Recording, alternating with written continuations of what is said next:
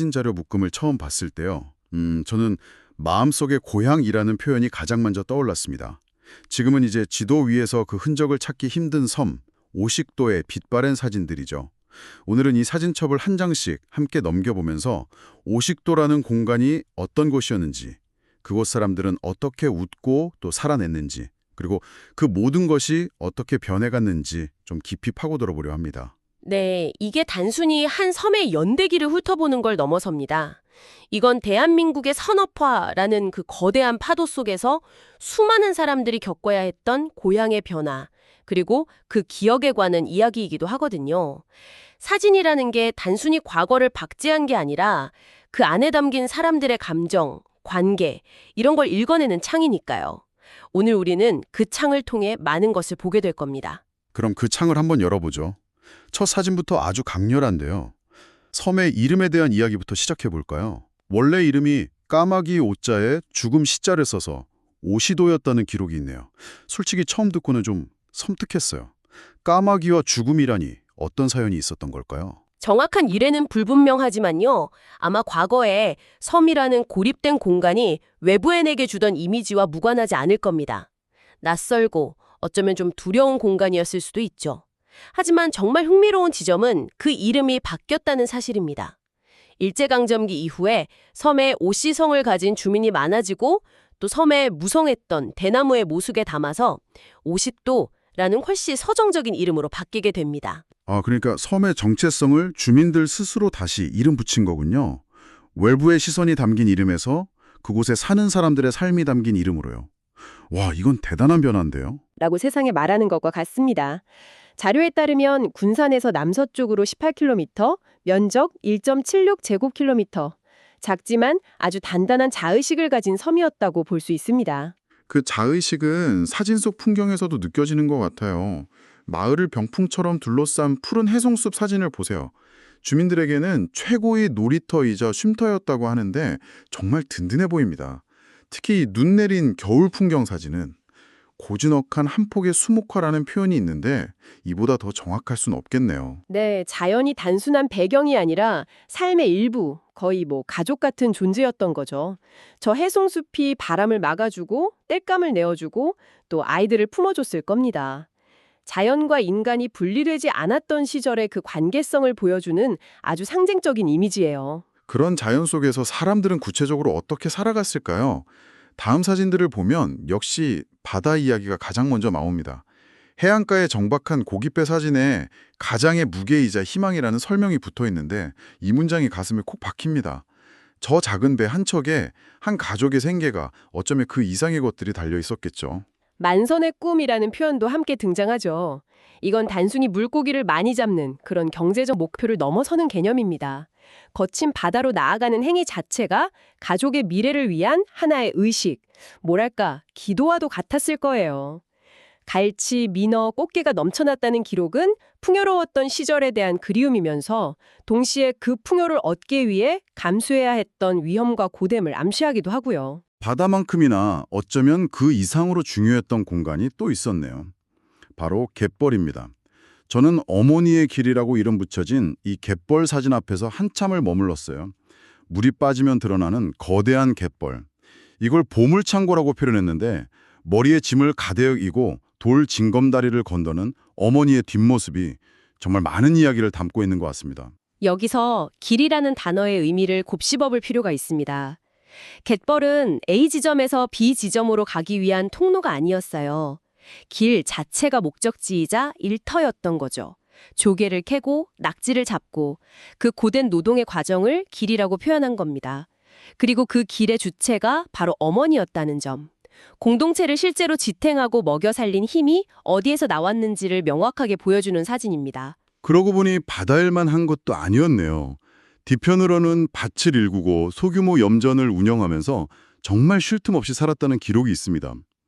이 흑백 사진 속 초가집 툇마루에 동네 사람들이 옹기종기 모여 앉은 모습이 참 정겹습니다. 업, 농업, 염업이 결합된 형태죠. 섬이라는 지리적 조건 속에서 생존하기 위한 최적의 시스템을 스스로 만들어낸 겁니다. 그러니까 기본적으로는 자기들끼리 먹고 사는 문제를 다 해결해야 했다는 거네요. 낚시해서 반찬하고 밭일해서 밥 먹고 정말 하나의 작은 나라 같았겠어요. 저 툇마루 사진은 그 작은 나라의 광장이었을 거고요. 노동의 고단함을 나누고 정보를 교환하고 서로를 위로하는 그런 공간이었겠죠. 그렇게 고되게 일했던 부모님들의 삶을 보면서 자란 아이들은 어떤 꿈을 꿨을까요? 부모님들의 희망은 만손이었을 텐데 말이죠. 다음 사진이 그 답을 좀 보여주는 것 같아요. 오식도 국민학교의 1988년 38회 졸업기념 사진입니다. 아주 중요한 대비점입니다. 부모 세대의 희망이 만선의 꿈이라는 그 섬 안에서의 풍요를 행했다면 자식 세대의 희망은 졸업장이라는 섬 밖의 더 넓은 세상을 향한 열쇠였던 셈이죠.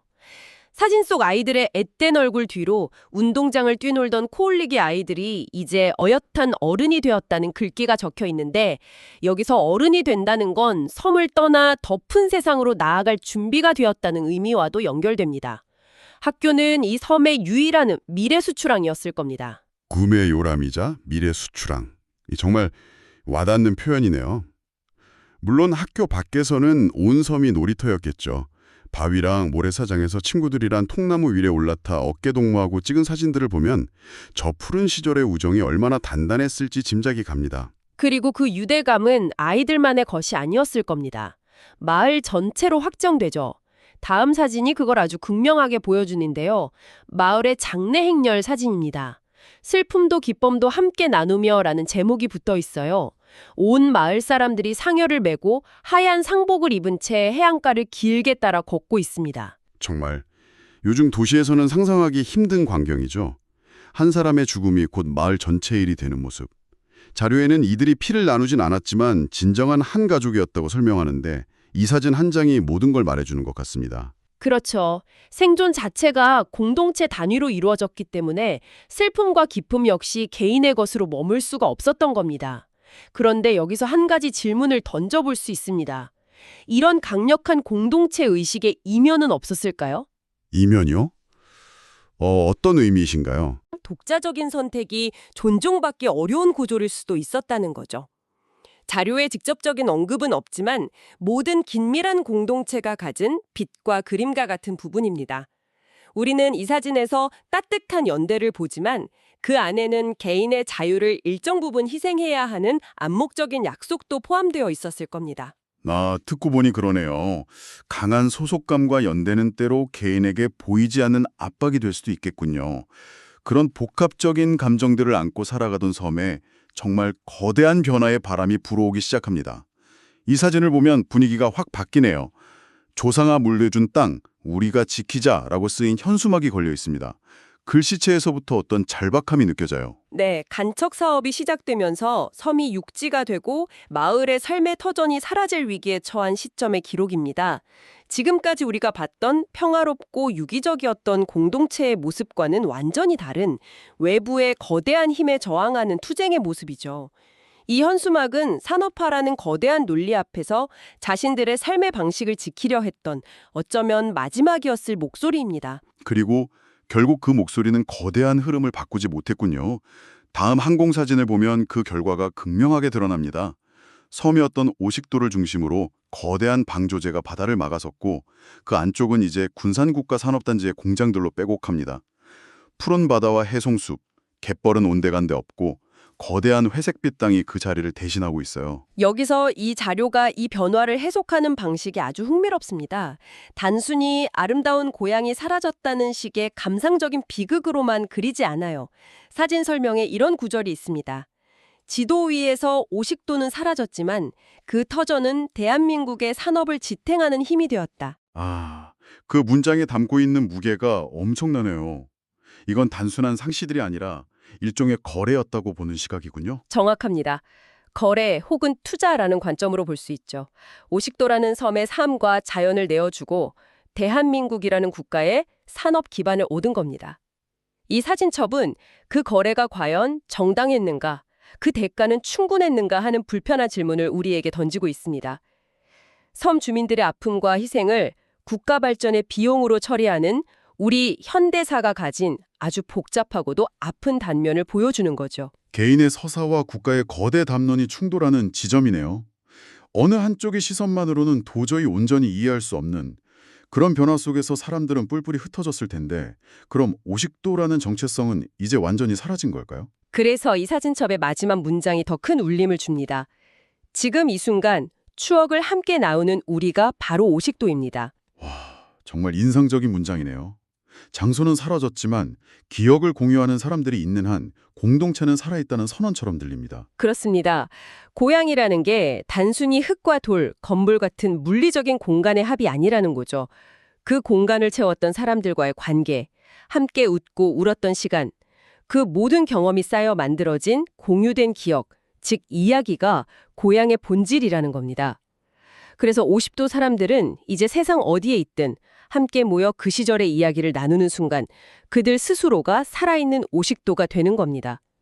물리적 공간의 상실을 기억의 힘으로 극복하고 현재의 새로운 형태의 고향을 재건하고 있는 셈이죠. 결국 섬은 사라진 게 아니라 사람들의 마음속으로, 이야기 속으로 이주한 거군요.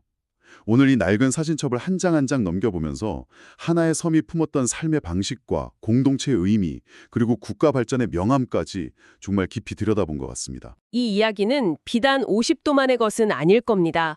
급격한 개발과 변화의 시대를 살아온 우리 모두의 마음속에는 저마다의 방식으로 변해버렸거나 혹은 완전히 사라져버린 각자의 50도가 하나씩은 있을 테니까요. 그게 오래된 골목길일 수도 있고 친구들과 놀던 동네 공원일 수도 있겠죠. 오늘 이 이야기가 청취자 여러분 각자의 마음속 고향을 잠시 떠올려보는 계기가 되었으면 좋겠습니다. 그리고 마지막으로 이런 질문을 하나 던져두고 싶습니다. 여러분의 기억 속에 있는 고향은 지금 어떤 모습인가요?